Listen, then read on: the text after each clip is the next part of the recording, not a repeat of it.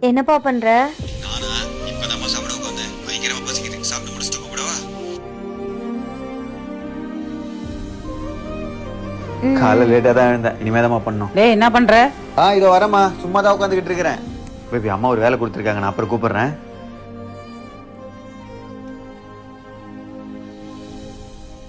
Bike சாவி நானும் ரொம்ப நேரமா தேடிட்டு இருக்கேன். கிடைக்கவே மாட்டேங்குது. அச்சோ, என் போன்ல சார்ஜ் இல்ல.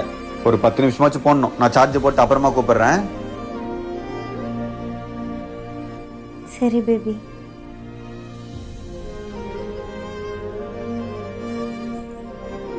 சொல்லுப்பா. அதுக்குள்ள தூங்கிட்டியாமா? இல்ல தூங்கல. உன் ஃபோனுக்காக தான் வெயிட் பண்ணிட்டு இருக்கேன். சரி சரிம்மா, எனக்கு தூக்கம் வருது. நான் தூங்குறேன். அதான் சொல்லலான்னு கால் பண்ணேன். நாளைக்கு பேசலாம்.